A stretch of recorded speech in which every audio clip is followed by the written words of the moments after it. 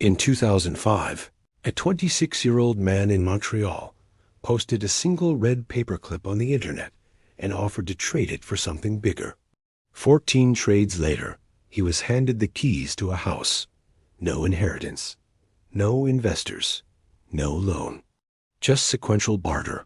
The paperclip was worth approximately 0.005 Canadian dollars. The house was listed at 50,000 Canadian dollars. That is a value increase of roughly 1,000,000%. And it happened in exactly 1 year to the day. Kyle MacDonald grew up in a household where money was functional, not abundant. His parents were practical people in Belcara, British Columbia. He was not a prodigy.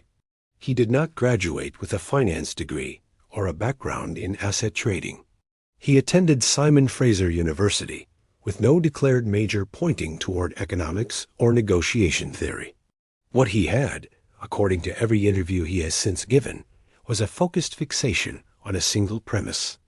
Value is not stored in objects. Value is assigned by people.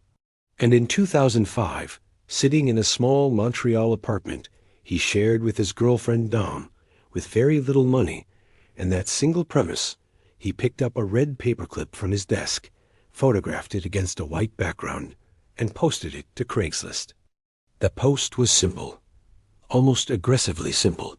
He wrote that he had one red paperclip and wanted to trade it for something bigger or better. He was not being metaphorical. He meant it literally. He would physically ship the paperclip to whoever offered the most compelling trade. He would then take that new object and trade it again. He called the project One Red Paperclip and launched a documentation blog the same day. That blog would eventually receive 3 million unique visitors. The first trade happened within days. 2 women in Vancouver, Ronnie and Annie, offered him a fish-shaped pen. On paper, the trade made no logical sense. A pen is not objectively worth more than a paperclip by any standard metric. But MacDonald did not operate on standard metrics. He operated on perceived value and the willingness of a counterparty to assign worth. He accepted the trade, documented it, and immediately posted the fish pen on his blog. Trade 2 came fast. He exchanged the fish pen for a hand-sculpted doorknob. Here is where the first anomaly in the value chain appeared, and it is worth pausing on. A hand-sculpted doorknob had artisan labor embedded in it. Someone spent hours producing it. It carried what economists call embedded value from human effort. MacDonald had moved, in 2 trades, from a mass-produced piece of bent steel worth half a cent to an object containing genuine skilled labor. He had not spent $1. He had not negotiated in the traditional sense. He had simply offered a thing and let the other party decide it was worth trading for. The doorknob became a Coleman camp stove. The camp stove became a Honda generator. Each trade was individually explainable. A camper needed a stove more than a generator. A homesteader needed a generator more than a stove.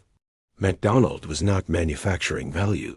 He was locating it where it already existed, in the gap between what one person had and what another person wanted.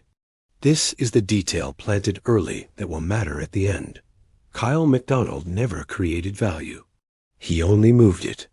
By trade 5, he had the generator. He traded it for an instant party kit, a Budweiser neon sign, an empty keg, and an IOU for a full keg of beer. The trade appeared to be a regression. A generator has clear utility. An empty keg and a neon bar sign appear frivolous.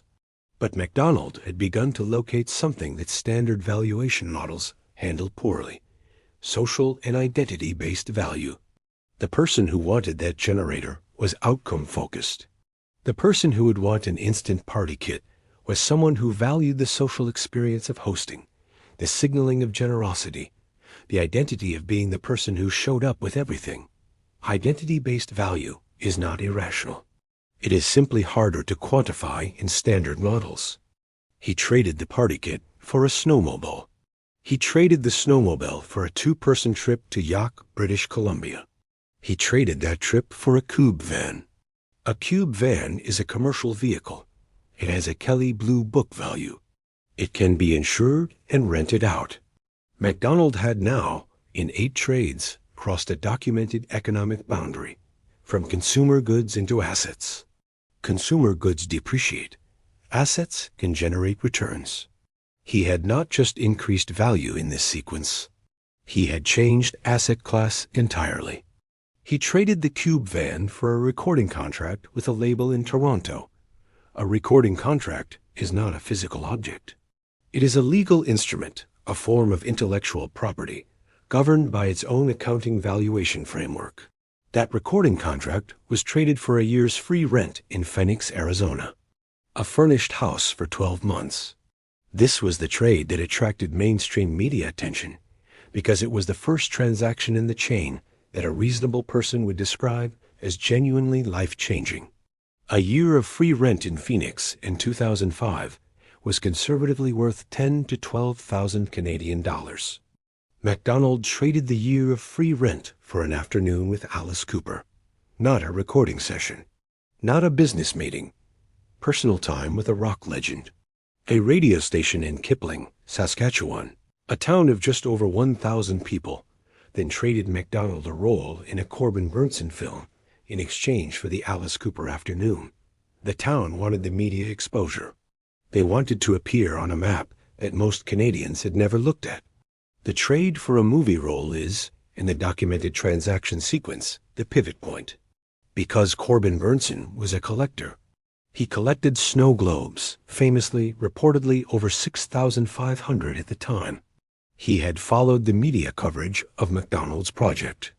And Burnson coordinated with the town of Kipling, which ratified the final trade.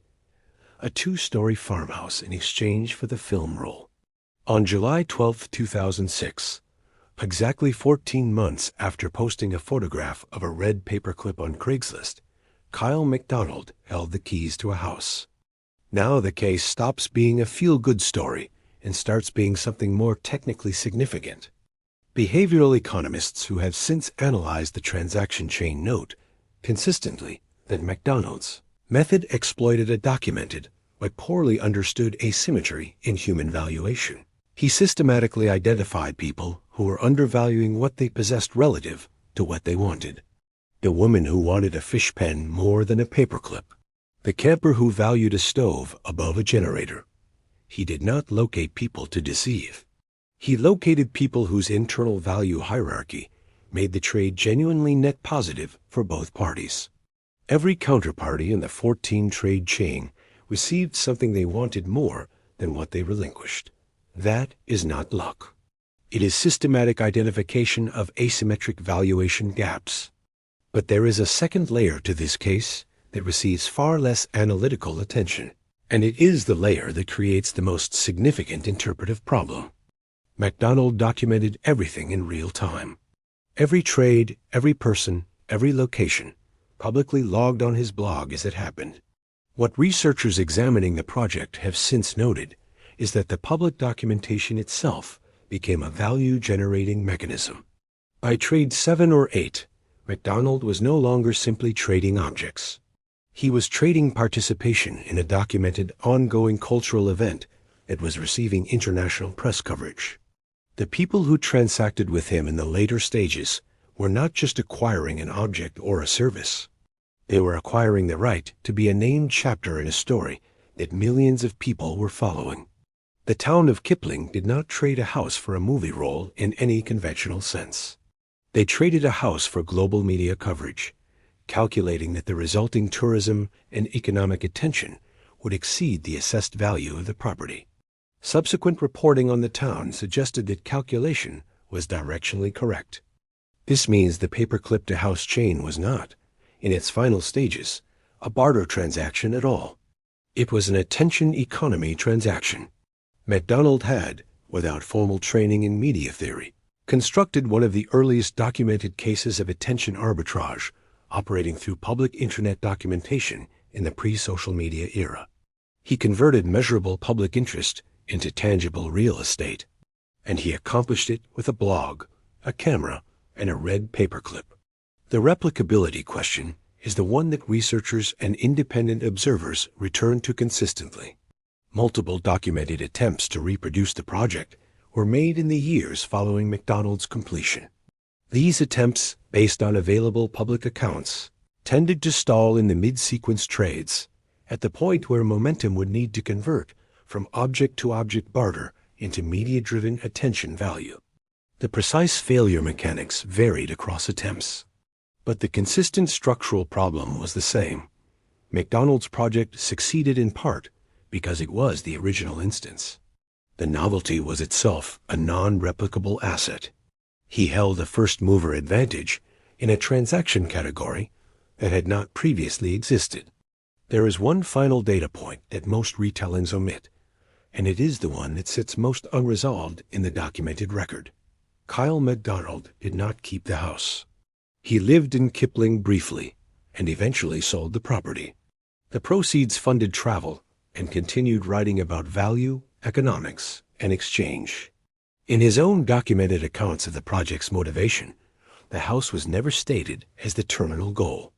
The stated goal was the proof of concept, a concrete, empirically documented demonstration that value is not an intrinsic property of objects. It is generated by perception, context, and bilateral agreement. He picked up a paperclip. He ran a documented experiment across 14 transactions. He demonstrated that every economic model used to explain what he did contains at minimum one gap through which his transaction chain passed without friction. And then he put the keys down and moved on. Whether that represents a clever exploitation of human psychology, an accidental discovery about the architecture of value itself, or simply the right person operating at precisely the right moment in Internet history, the 14-step transaction chain from 0.005 cents to a house remains, in the documented economic literature, an event without a clean category. The models still do not close.